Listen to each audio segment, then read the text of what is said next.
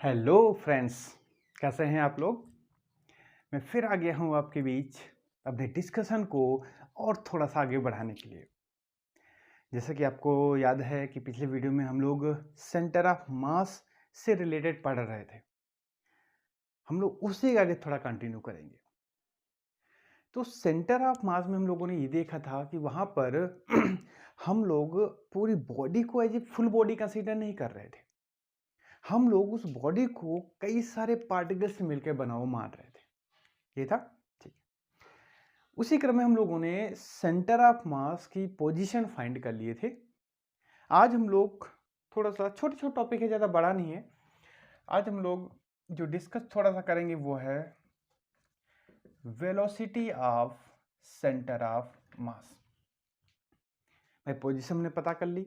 अब अगर बॉडी चल रही है तो वो उस पॉइंट भी तो मूव कर रहा होगा। अब देखो जरा, सपोज कहते हैं ये कोई बॉडी है, ठीक है। अब ये इसका क्या है, सेंटर ऑफ मास है, ठीक है। हमको इसकी वेलोसिटी पता करना है। अब यहाँ पे हम उसको पार्टिकल्स के टर्म में ना लेकर के हम उसको फुल बॉडी के टर्म में ले लेंगे। तो यहाँ पर हमने क्या किया, इस बॉडी का मास कितना भैया, m है, ठीक है। और ये v वेलोसिटी से चल रही है, घूम रही है, ठीक है। जब v वेलोसिटी चल रही होगी तो एक्सेलरेशन भी तो होगा इसका। तो इस पे हम इसको ऐसे लिख सकते हैं क्या, F equal to M A या सी एम हो गया। मतलब जब भाई देखो ये बॉडी जब चल रही तो हो सकता है कुछ ए एक्सेलरेशन से चल रही है। जब वो बॉडी ए एक्सेलरेशन से चल रही है तो उसका सेंटर ऑफ मास भी तो उसके साथ चलेगा, ठीक है। तो उस सेंटर ऑफ मास, उस बॉडी जो एक्सेलरेशन है वो कितना हो जाएगा, वो भी तो सेंटर ऑफ मास का एक्सेलरेशन कितना हो गया, एसीएम हो जाएगा, ठीक है। अब देखो जरा यहां पर इस एक्सेलरेशन को, क्योंकि हमको तो वेलोसिटी निकालना है ना, तो यहां लिख देंगे if vcm is the velocity of centre of मास। तो हम क्या इसको ऐसे लिख सकते हैं, acm मतलब सेंटर ऑफ मास का जो एक्सेलरेशन है वो इसको हम ऐसे लिख सकते हैं। देख लो, जब वेलोसिटी को with respect to time differentiate करते हैं तो भैया क्या मिलता है, एक्सेलरेशन मिलता है। ये तो आपको पता होगा ना। अब हमको करना है कि ये चीज उठा करके ये वाली वैल्यू यहां पे रख देना है। Now F is equal to m, यहां लिख दे m क्या है, इस बॉडी का मास। तो m a क्या हो जाएगा, dvcm अपान dt, ठीक है। क्लियर, कोई ज्यादा बड़ा कॉन्सेप्ट नहीं है। बस यहां पर अब मैं लिखने जा रहा हूं जो if there is no external force, there is no external force, अगर वहां पर कोई भी एक्सटर्नल फोर्स नहीं है इसका मतलब क्या हुआ, F इज इक्वल टू 0। जब ये वैल्यू यहां पुट कर देंगे तो क्या हो जाएगा भैया, m dvcm upon dt is equal to 0। अब यहां पर देखो भैया, या तो ये पोर्शन 0 होगा या ये पोर्शन 0 होगा। तो यहाँ पे क्या लिख सकते हैं, तो मास उस बॉडी का तो 0 हो नहीं सकता, तो क्या 0 होगा, dvcm अपान dt, ठीक है। अब क्या हुआ कि ये 0 होगा, ठीक है। तो इसको हम इंटीग्रेट कर देंगे, तो इसको हम इक्वेशन फर्स्ट मान लेंगे। Now integrating of equation first, तो क्या हो जाएगा, vcm is equal to constant. मतलब भैया ये इंपॉर्टेंट कंक्लूजन आ गया कि velocity of centre of mass in the absence of external force remains constant, ठीक है। तो ये भैया आ गया इसका कंक्लूजन की वेलोसिटी ऑफ सेंटर ऑफ मास, जब तक हम उस पर कोई एक्सटर्नल फोर्स नहीं लगेंगे तब तो वो अनचेंज रहेगा। अगर रेस्ट पे है तो रेस्ट पे चलता रहेगा, रेस्ट पे रखा रहेगा। अगर चल रहा है तो चलता ही रहेगा। यही तो न्यूटन का फर्स्ट लॉ भी बोला जाता है, ठीक है। तो देखो कुछ नहीं था, बस आपको हो सकता है कि यहाँ पे थोड़ा सा अजीब लग रहा हो, लेकिन कुछ नहीं है भैया। देखो हम ये लेट करके सबसे पहले चलते हैं कि पूरी बॉडी जो है एक एक्सेलेरेशन से चल रही है। जब पूरी बॉडी घूम रही है तो ये जो सेंटर ऑफ मास वाला पॉइंट है ये भी चल रहा होगा, तो उसमें भी तो एक्सेलरेशन डेवलप हो जाएगा। बस वही कॉन्सेप्ट लगा करके तुरंत हमने इसको सॉल्व कर दिया। तो यहाँ पर एक कंक्लूजन हमको मिल गया कि इन the absence of external force the velocity of centre of mass remains constant. ठीक है, क्लियर। अब थोड़ा सा और आगे बढ़ते हैं। ये तो हो गया वेलोसिटी ऑफ सेंटर ऑफ मास। अब हम थोड़ा बात कर लेते हैं रिजिड बॉडी की। बात कर लेते हैं भैया अब हम रिजिड बॉडी की। देखो हेडिंग डाल लेते हैं, फिर इसको एक्सप्लेन करते हैं। रिजिड बॉडी,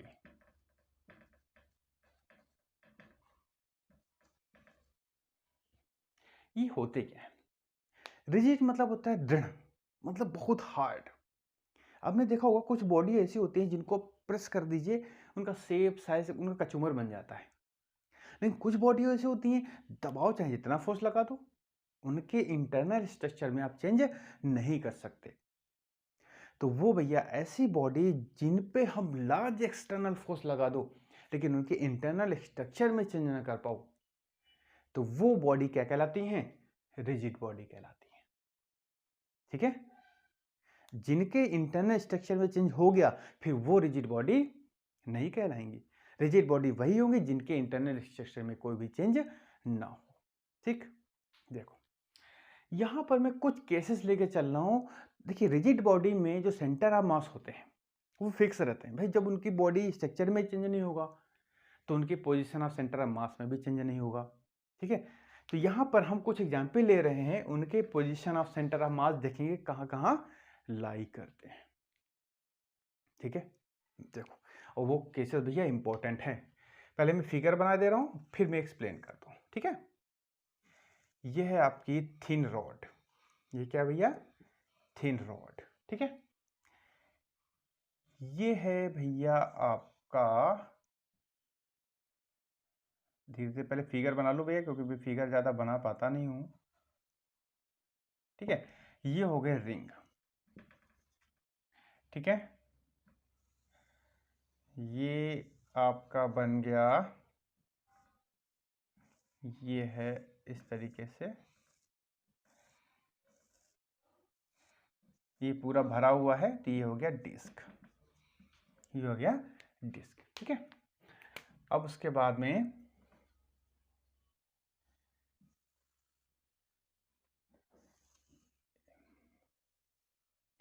ये मैंने बना दी रेक्टेंगुलर लेमिना। Rectangular lamina. ठीक है, लेमिना मतलब होता है एक 2 डायमेंशनल बॉडी। ठीक है, 2 डायमेंशनल बॉडी। अब इसके बाद में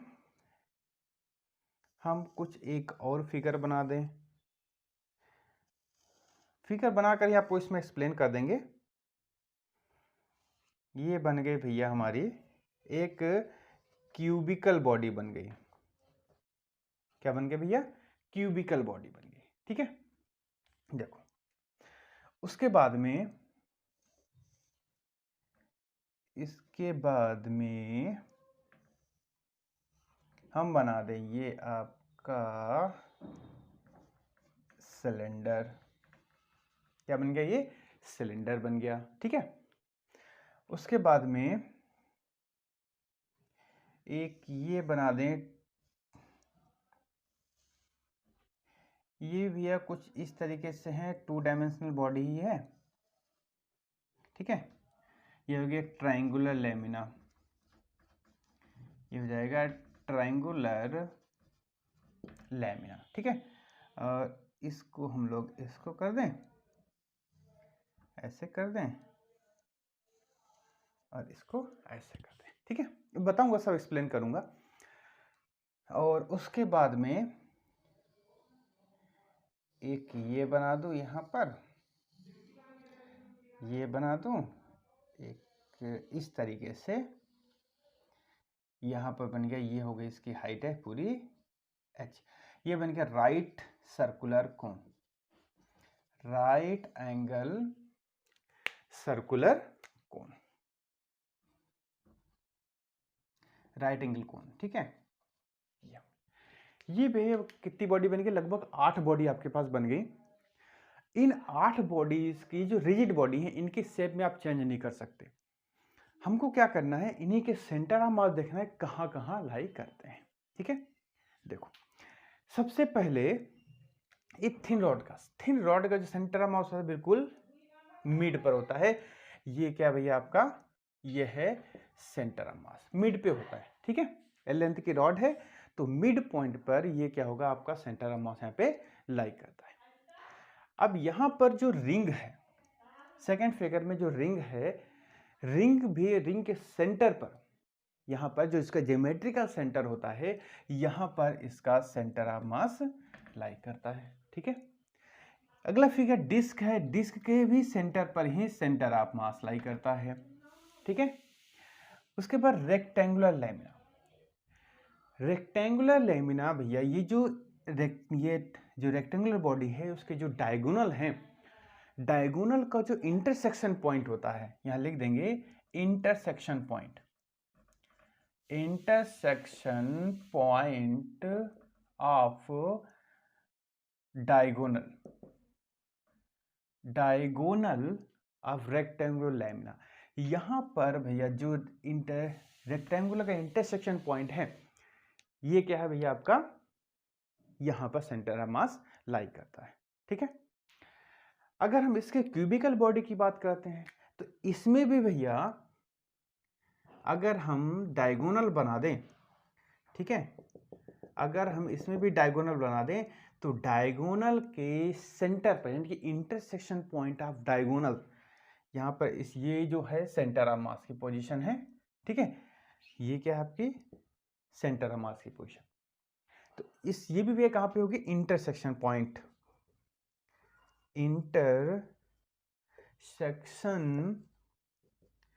पॉइंट, ऑफ डायगोनल। ठीक है, यानी कि डायगोनल जहां पे कट करेंगे आपस में वहीं उनका सेंटर ऑफ मास लाई करता है। सिलेंडर, ये जिसकी हाइट है इसके मिड पॉइंट पर, जो हाइट है इसकी ये उसकी मिड पॉइंट पर सेंटर ऑफ मास लाई करता है। ये जो ट्रायंगुलर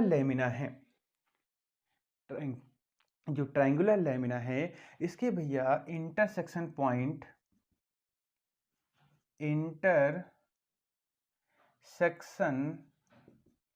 पॉइंट ऑफ मीडियंस, मतलब हम इस एक वर्टेक्स से एक लाइन ड्रॉ करें जो इस उसके बेस को हाफ में डिवाइड करे, यहां से एक लाइन ड्रॉ करें जो इस वाली लाइन को हाफ में डिवाइड करे, और यहां से एक लाइन हम ड्रॉ करें जो इस लाइन को हाफ डिवाइड करे। ठीक है, इसको नामकरण कर देते हैं ए बी सी। मतलब अगर हम ए पॉइंट से लाइन को ड्रॉ कर रहे हैं जो बी सी वाली लाइन को हाफ में डिवाइड करे तो वो कहलाती है मीडियन, या कह सकते हो एंगल को बाइसेक्ट करते हुए लाइन खींच दो। ठीक है, तो ये तीनों लाइन जहां पे कट करती हैं तो ये होती है भैया सेंटर ऑफ मास की पोजीशन। अब ये जो है राइट एंगल कोण, ये भैया आपका इंपॉर्टेंट टॉपिक है, इस पे हम इंपॉर्टेंट लिख कर दे रहे हैं। अब यहां पर भैया सेंटर ऑफ मास कहां लाई करता है ये थोड़ा देखने वाला है। ध्यान रखेंगे कि बेस से h/4 की डिस्टेंस पर और वर्टेक्स से 3h/4 की डिस्टेंस पर ये सेंटर ऑफ मास लाई करता है।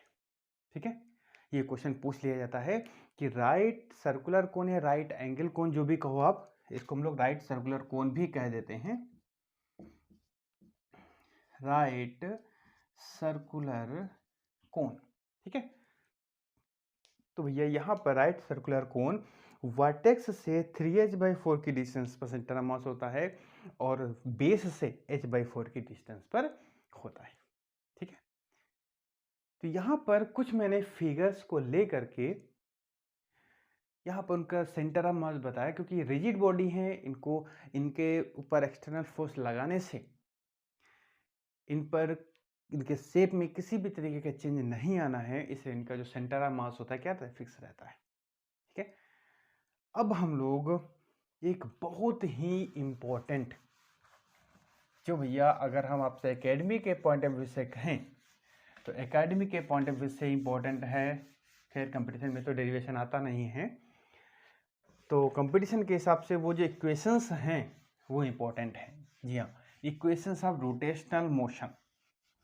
आप सोच रहे होगे सर इक्वेशन लीनियर मोशन की तो याद नहीं हुई, वो कैसे याद होंगी? याद होंगी, बहुत आसानी से याद होंगी। ठीक है, इक्वेशन ऑफ रोटेशनल मोशन। आप सोच रहे होगे सर एक सिंपल की तो याद नहीं हो रही है, एक और इक्वेशन ऑफ मोशन आ गई। नहीं, एक ज़्यादा नहीं है। देखो, रोटेशनल इक्वेशन ऑफ मोशन। इसमें भैया सबसे खास बात यह है, आपको ध्यान होगा मैंने आपको कैलकुलस मेथड से इक्वेशन ऑफ मोशन को डेरिवेशन करना सिखाया था। आपको करना क्या है कि वही पूरा का पूरा डेरिवेशन यहीं पे छाप देना है बस। अंतर क्या होगा? अंतर बस होगा नोटेशन में। नोटेशन अभी मैं आपको बता दे रहा हूं कि कहां पे क्या रिप्लेस होगा। बाकी भैया उसकी प्रोसेस में कुछ भी रिप्लेसमेंट नहीं होगा। खुश हो गए ना? देखो, इसकी 3 इक्वेशंस होती हैं, 1 2 3। पहले मैं इक्वेशन लिख देता हूं, फिर मैं आपको बताता हूं क्या रिप्लेसमेंट देना है। Omega is equal to omega naught plus alpha T, ये इसकी पहली इक्वेशन होती है। Theta is equal to omega naught T plus half alpha T square और omega square is equal to omega naught square plus 2 alpha theta. अगर आपको equations ध्यान है, लीनियर वाली क्या थी? v is equal to U plus A T, S is equal to U T plus half A T square और v square is equal to U square plus 2as। ये तो थी, ठीक है। ये लीनियर वाली लीनियर मोशन की थी, ये रोटेशनल मोशन की है। अब इसमें हमको ये चीज याद रखें, हमको वो ये रटाना नहीं है। हमको करना क्या? देखो रिप्लेसमेंट क्या क्या देते हैं। v को रिप्लेसमेंट देना है ओमेगा से, u को रिप्लेसमेंट देना है ओमेगा नॉट से, a को रिप्लेसमेंट देना है अल्फा से और s को रिप्लेसमेंट देना है थीटा से। बस, बाकी भैया कुछ भी नहीं है। बहुत इजी है ना। जहां जहां का v दिखा हुआ मिले ओमेगा से, देखो v is equal to U plus A T, omega is equal to omega naught plus alpha T, S is equal to S square किससे? थीटा से, तो theta is equal to omega naught T plus half alpha T square. Derivation भी भैया वही रहेगा। आपको ये symbols की जगह ये सिंबल लिख देना है, पूरा डेरिवेशन वही छाप देना है, बाकी आपका सब हो गया। ठीक, कुछ भी नहीं करना है, कोई एक्स्ट्रा से दिमाग नहीं लगाना है कोई भी। लेकिन हाँ, बात ध्यान रखेंगे, जहाँ जहाँ लिखा होगा लीनियर मोशन, अगर आप थ्योरी लिखते हो तो आप पे क्या लिख दोगे? Rotational motion. बस, बाकी कुछ नहीं करना है। ठीक है, अगर थ्योरी नहीं लिखिए तो कोई दिक्कत नहीं है, बाकी ये रिप्लेसमेंट देना है। क्लियर? अब हम लोग आगे बढ़ते हैं। इससे भैया कभी कभी लॉन्ग क्वेश्चन भी आ जाता है कि रोटेशनल मोशन की इक्वेशंस को कैलकुलस मेथड से डेरिवेशन करने के लिए भी पूछ लिया जाता है। तो मैंने आपको तरीका बता दिया, कुछ नहीं करना है, बस रिप्लेसमेंट जो मैंने यहाँ पे लिखे थे वही आपको लीनियर इक्वेशन वाले में रिप्लेस कर देना है, पूरा डेरिवेशन आपका सामने आ जाएगा। ठीक, अब थोड़ा सा और आगे बढ़ चलते हैं हम। टॉर्क, कुछ लोग इससे रूबरू होंगे और कुछ नहीं होंगे, तो अभी रूबरू हो जाएंगे। जैसे आप घर पे दरवाजे तो सभी के होंगे, दरवाजा खोलते हो, क्या होता है? हाथ मारो दरवाजा पे, दरवाजा खुल गया। कुछ दरवाजे ऐसे होते हैं, देखो यहां पर एक कब्जा लगे होते हैं, 3 कब्जे लगे होते हैं, ठीक है, और ये दीवार से अटैच होते हैं। यहाँ पर एक हत्था लगा होता है, जिसमें हम लोग क्या करते हैं, ऐसे पकड़ खींच लेते हैं और ये खुल जाता है, और अंदर धकेलो तो अंदर चला जाता है। ठीक है, अब देखो जरा, हम लगा रहे हैं फोर्स, हम लगा रहे हैं फोर्स, इसकी वजह से क्या होता है, या तो ऐसे दरवाजा है, या तो ऐसे खुलता है या ऐसे चला जाता है। मतलब हमारे द्वारा लगाए गए फोर्स से इसके अंदर क्या हो जाती है, रोटेशन की प्रवृत्ति डेवलप हो जाती है। भाई या तो ये दरवाजा बाहर आता है ऐसे या ऐसे चला जाता है। तो ये रोटेशन की जो प्रवृत्ति इसके अंदर डेवलप हो गई किसकी वजह से, हमारे द्वारा लगाए गए फोर्स की वजह से। उसी को बोलते हो भैया टॉर्क। अगर आपके द्वारा लगाए गए फोर्स की वजह से उस बॉडी में रोटेशन इफेक्ट या टर्निंग इफेक्ट आ जाए तो यहां लिख देंगे हम turning effect. Turning effect of force, यही भैया कहा जाता है। टर्निंग इफेक्ट ऑफ फोर्स को क्या बोलते हो, टॉर्क बोलते हो। ठीक है, क्लियर हो गया। देखो सपोज करते हैं, अभी तो एग्जाम्पल था छोटा बहुत, इसको हटा देते हैं। ठीक है, ये तो एग्जाम्पल समझाने वाला था। देखो मैंने मान लेते हैं ये कोई एक 2 डायमेंशन में कोई भी एक बॉडी ले ली। ये जो बॉडी है इसका ये एक फिक्स पॉइंट है और यहां पे मैंने फोर्स लगाया इस डायरेक्शन में। ठीक है, ये क्या हुई और यहां से ये डिस्टेंस है r, ये डिस्टेंस है f और ये बॉडी क्या हो ऐसे रोटेट करने लगी। तो हमने फोर्स लगाया यहां पर और ये रोटेट किया इस एक्सिस से। दरवाजे समझ लो। तो अब टॉर्क कितना, क्योंकि टर्निंग इफेक्ट आ गया, अब फोर्स नहीं बोलेंगे, क्या बोलेंगे, टॉर्क। कितना होगा, टॉर्क का जो जनरल फॉर्मूला होता है tau equal to R into F sine theta. ये उसका हो गया general form, tau equal to R F sine theta. ठीक है, थीटा क्या होता है, आर और एफ के बीच में बना हुआ एंगल। ठीक है, ये होता है थीटा। यहां पर अब देखो जरा,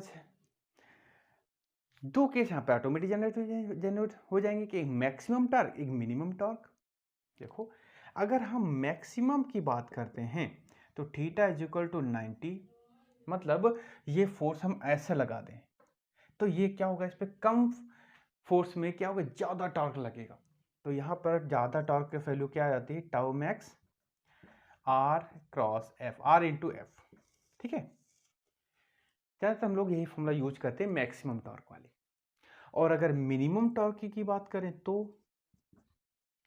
0, मतलब अगर हम ऐसे फोर्स लगा, मतलब इसको अगर हम इधर खींचें, देखो जरा, अगर हम इस बॉडी को इधर खींचें तो क्या ये बॉडी रोटेट करेगी, नहीं करेगी। जैसे यही है, अगर हम ऊपर लगाएंगे तो ऐसे घूमेगा, अगर हम इसको आगे बढ़ा खींचे तो क्या होगा, घूमेगी, नहीं घूमेगी। तो यहां पर थीटा हो गया 0, तो 0 रखो, साइन 0 की वैल्यू 0, तो टाउ क्या हो गया 0। क्योंकि बॉडी घूमती तभी है जब उस पर टॉर्क लगता है। जब टॉर्क ही नहीं लगेगा, फोर्स लगा उससे कोई फर्क नहीं पड़ता, लेकिन जो टॉर्क ही नहीं डेवलप होगा तो क्या वो घूमेगी, नहीं घूमेगी। ठीक है, तो ये हो गया मिनिमम टॉर्क कंडीशन, ये हो गई मैक्सिमम टॉर्क कंडीशन। अगर इसको हम वेक्टर फॉर्म में लिख दें, वेक्टर फॉर्म लिख दें, tau vector is equal to R cross F.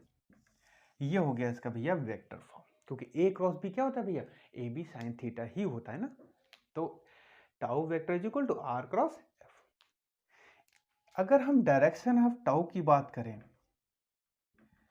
Direction of tau की बात करते हैं, ये इंपॉर्टेंट है ये आपका, तो हम लोग इसको राइट हैंड रूल से निकालते हैं। राइट हैंड रूल क्या होता है भैया, कि जिस डायरेक्शन में बॉडी घूम रही है, जिस डायरेक्शन में बॉडी घूम रही है उस डायरेक्शन में अपने हाथ के उंगलियों को कर्व कर दीजिए। जैसे ये बॉडी ऐसे घूम रही है ऐसे, तो हम इसी डायरेक्शन में अपने उंगलियों को कर्व कर देंगे। ठीक है, अब अंगूठा की जो डायरेक्शन होगी वो होगी भैया टाउ की डायरेक्शन, मतलब इस बॉडी पे जो टॉर्क लग रहा है वो क्या है, उसका परपेंडिकुलर है, मतलब आर और एफ के परपेंडिकुलर होती है। ठीक है, तो बॉडी ये घूम रही है ऐसे, तो टॉर्क की डायरेक्शन क्या हो गई, परपेंडिकुलर। ठीक है, तो ध्यान रखें, क्वेश्चन कभी कभी आ जाता है कि टाउ की डायरेक्शन हम किस रूल से निकालते हैं, राइट हैंड रूल, और यूज कैसे करते हैं मैंने आपको बता दिया। ठीक, तो ये तो हो गया कि टार्क होता क्या है, फॉर्मूले क्या होते हैं और इसकी यूनिट कैसे निकालेंगे भैया। देखो यूनिट की बात करते हैं तो आर मीटर, एफ न्यूटन, लो भैया न्यूटन मीटर, तुरंत आगे, कोई कठिन नहीं है। ठीक, चलो आगे बढ़ते हैं। अब आते हैं थोड़ा इसमें प्रिंसिपल पढ़ लेते हैं, प्रिंसिपल ऑफ मूवमेंट। ये आप लोगों ने पहले पढ़ रखा होगा। देखिए यहां पर rotational equilibrium and principle of movements, principle of movements. ठीक है, देखो रोटेशनल इक्विलिब्रियम मतलब इक्विलिब्रियम का मतलब होता है कि उस बॉडी पे लगने वाला नेट फोर्स क्या हो, जीरो। जैसे मैं यहां पे खड़ा हूं, ठीक है, एक इस वाले हाथ पे मेरा फोर्स लगे इधर, एक वाले इस वाले हाथ पे फोर्स लगे पीछे, दोनों पीछे मुझको ऐसे खींचे, ऐसे हाथ तो बिल्कुल पीछे लेते जा रहे हैं, तो क्या मैं रोटेट करूंगा ऐसे ऐसे, बताइए, नहीं रोटेट होगा, रोटेट नहीं होगा। ठीक है, क्यों, क्योंकि ये डायरेक्शन अपोजिट अपोजिट लगने वाले फोर्स की। तो जब बॉडी पे लगने वाला नेट फोर्स जीरो हो जाएगा, तो जब फोर्स है जीरो हो गया तो टॉर्क तो लगेगा नहीं, तो बॉडी वो घूमेगी नहीं, इसको बोलते हैं रोटेशनल वो इक्विलिब्रियम में। ठीक है, तो जरा कंडीशन देखते हैं। जैसे ये एक बॉडी है, ये बॉडी इस एक पॉइंट के थ्रू क्या हो जाती है, रोटेट कर सकती है। ठीक है, यहां पे मैंने एक फोर्स लगा दिया, वेट लटका दिया mg, जो उसको इधर की तरफ खींच रहा है।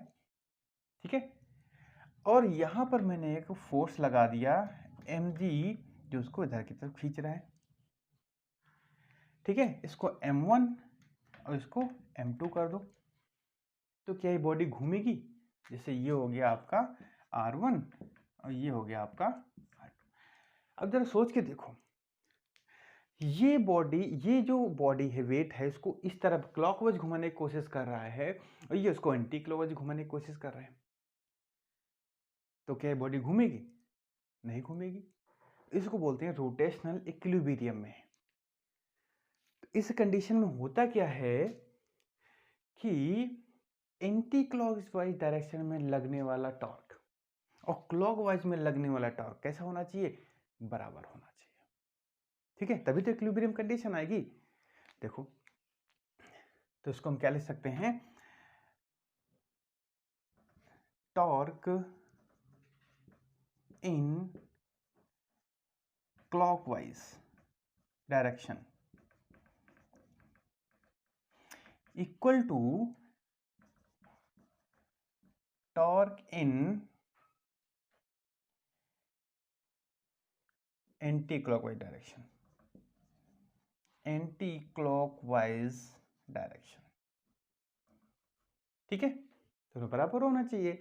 तो यहां पे क्लॉकवाइज तो ये वाला, इसको टाउ 2 माना था, तो किससे बराबर होना चाहिए, टाउ 1 के बराबर होना चाहिए। ठीक है,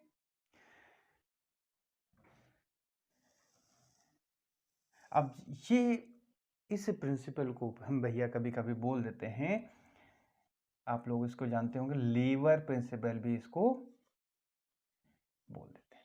ठीक है, कि एंटी क्लॉक डायरेक्शन में लगने वाला टॉर्क क्लॉकवाइज लगने वाला टॉर्क के इक्वल होता है। इसको हम थोड़ा और वैसे लिख सकते हैं, टॉर्क क्या होता है, force into distance, force into rotation axis distance. ठीक है, तो ये रोटेशन एक्सिस डिस्टेंस कितनी, r1, तो ये मान लेते हैं m1g या फोर्स मान लेते हैं, क्योंकि F इक्वल टू mg तो होता है। तो हो जाएगा F2r2 इक्वल टू F1r1। ठीक है, इसको भैया भी, इसको हम लोग लीवर प्रिंसिपल भी बोल देते हो, कि फोर्स भाई ये एज ए फोर्स ही तो वर्क कर रहा है। इसको कंफ्यूज हो तो ऐसे लिख दो आप, इसको आप F1 लिख दो, इसको आप F2 लिख दो, तो क्या हो जाएगा, फोर्स इंटू रोटेशन एक्सिस से distance r2, force into rotation axis से डिस्टेंस r1, इसी को बोलते हैं लीवर प्रिंसिपल, या इसको भी बोलते हो लीवर प्रिंसिपल। ठीक है, ध्यान दीजिएगा, टॉर्क जो होता है अगर क्लॉकवाइज में डायरेक्शन में है,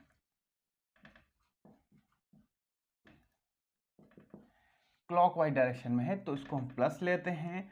अगर टॉर्क आपका एंटी क्लॉकवाइज में है, एंटी क्लॉकवाइज में है तो इसको क्या लेते हैं, नेगेटिव। तो ये ध्यान दीजिएगा, अगर देखिए यहां पर क्या है, यहां पे जो टॉर्क लगेगा टाउ टू सॉरी, ये इसको क्लॉकवाइज घुमा रहा है, तो ये क्या हो जाएगा, टाउ टू पॉजिटिव हो जाएगा, और टाउ वन की डायरेक्शन अगर निकाले तो क्या हो जाएगा, नेगेटिव हो जाएगा।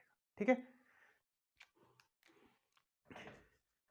टाउ इसको चलो, ठीक है, तो ये भैया थोड़ा सा साइन कन्वेंशन रूल आप ध्यान रखेंगे। क्लियर, चलो, तो यहां पर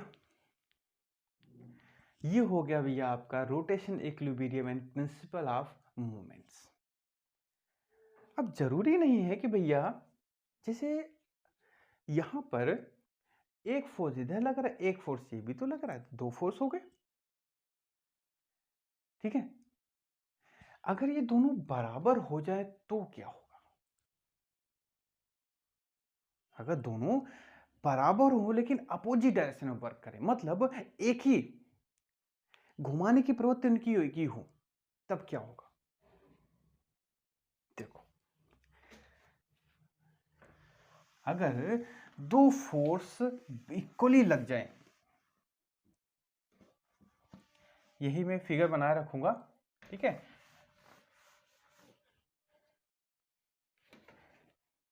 यहां लिख देंगे कपल ऑफ फोर्स,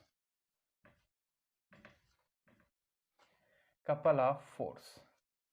ठीक है, अब हमको निकालना है कि टॉर्क कैसे निकालेंगे। अब कपल ऑफ फोर्स मतलब दो इक्वल फोर्स F और F बराबर दूरी पे वर्क कर रहे हैं। बराबर दूरी भी हो सकती है, नहीं भी हो सकती, उससे कोई फर्क नहीं पड़ता, हम R1 R2 ले चलते हैं। ठीक है, ये पता है कि यहां पर इस पॉइंट पर F, दोनों पॉइंट पे बराबर बराबर फोर्स लग रहे हैं। जब बराबर फोर्स अपोजिट डायरेक्शन में लगे, देखो ये नीचे लग रहा है, ये ऊपर लग रहा है, इसको बोलते हैं कपल ऑफ फोर्स। ठीक है, तो अब टॉर्क कितना होगा, देखो जरा, इधर की वजह से हम इसको टाउ वन मान लेते हैं, और ये वाला जो लगेगा उसको टाउ टू मान लेते हैं। ठीक है, तो टाउ वन कितना हो गया, F into R1, tau to कितना हो गया, F into R2।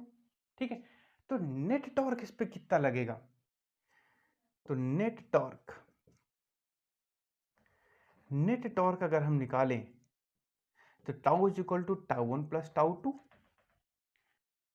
Sign convention rule देखो, ये भी इसको क्लॉकवाइज घुमा रहा है और ये भी इसको क्लॉकवाइज ही घुमा रहा है, तभी हमने इसको जोड़ दिया। ठीक, तो यहाँ पे सबकी वैल्यू पुट कर दो, F R1 plus F R2, F common ले लो, क्या हो जाएगा, R1 plus R2, R1 plus R2 के दोनों फोर्स के बीच परपेंडिकुलर डिस्टेंस, तो इसको अगर हम A मान दें, ये B मान दें, तो यहाँ टाउ इज इक्वल टू क्या हो गया, F इंटू परपेंडिकुलर डिस्टेंस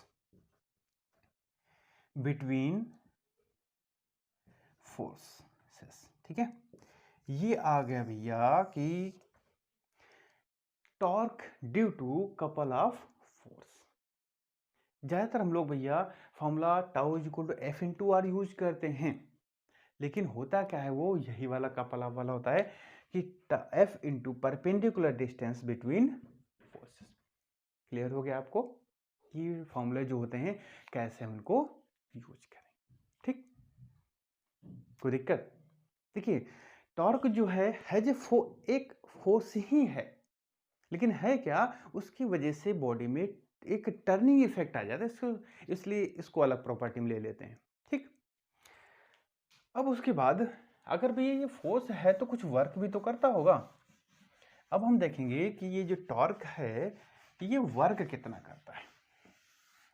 ठीक है, देखो बहुत छोटा सा है, तो हेडिंग डाल लेते हैं वर्क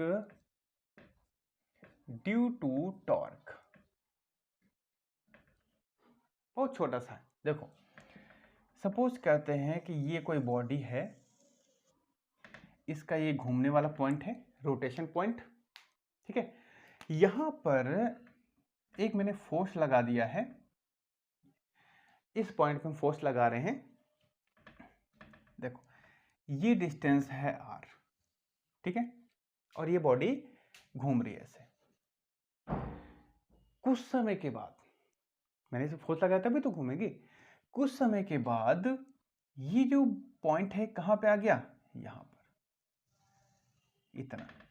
ये है आपका डी थीटा, ये हो गया आपका ए बी, और ये हो गया सी, ठीक है। मतलब हमने इस बॉडी पे फोर्स लगाया तो बॉडी ऐसे घूमी, तो ये बी पॉइंट कहां पे आ गया, थोड़ी देर के बाद ए पॉइंट पे आ गया। भाई बॉडी, ये मत सोचिएगा कि पॉइंटर शिफ्ट हो गया,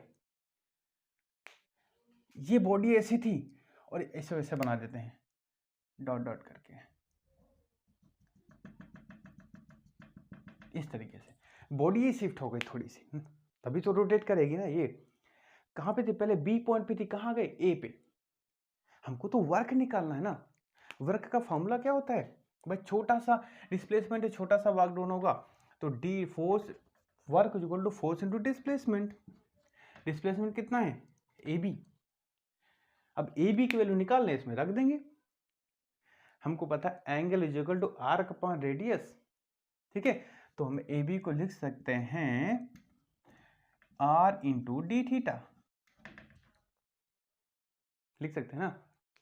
बस पहले पुट कर दो, तो D W is equal to F into R into D theta. ये क्या बन गया, एफ इंटू आर, टॉर्क। तो D W is equal to tau into D theta. ये आ गया भैया कि work done due to torque. कि इस बॉडी पे फोर्स लगा रहे हैं तो कितना वर्क डन करना पड़ेगा, इतना, ठीक है। पावर की कितनी जरूरत पड़ेगी, कुछ नहीं करना है। इस इक्वेशन को, ये इक्वेशन लिखा था, दोनों से dt से डिवाइड कर दो। अगर हम दोनों तरफ dt से डिवाइड कर दें तो जरा ध्यान से देखो, ये क्या बन गया, work upon time, power, tau, ये क्या है, angular displacement upon time, velocity, angular velocity, omega, P equal to tau into omega. ये आ गया भैया पावर, ठीक है। देखिए भैया कुछ कठिन नहीं है, कुछ कठिन नहीं है। बस है क्या, अगर आपका माइंड कूल है तो छोटे छोटे स्टेप धड़ाधड़ धड़ाधड़ माइंड में स्टोर हो जाते हैं। और जब हम पहले के ठान लेते नहीं यार ये कठिन बहुत है, तो फिर अब लोग लाख कोशिश कर लीजिए, नहीं समझ में आता है। इसलिए कोई भी टॉपिक को मैं ये नहीं कहता हूँ भैया कठिन है, ठीक है। तो थोड़ा ध्यान रखेंगे कि यहाँ पर देखिए कुछ कठिन नहीं था, स्टेप बाय स्टेप चलते चले गए और सारे के सारे हम लोगों के डेरिवेशन चुटकियों में होते जा रहे हैं, ठीक है। तो आज की भैया वीडियो में हम लोग इतने रखते हैं। नेक्स्ट वीडियो में हम लोग एंगुलर मोमेंटम से रिलेटेड चीज़ें पढ़ेंगे। तब तक आप लोग, अगर ये चैनल आप लोग पहली बार देख रहे हैं तो चैनल को सब्सक्राइब कर दीजिए और लाइक शेयर तो ज़रूर कर दीजिए।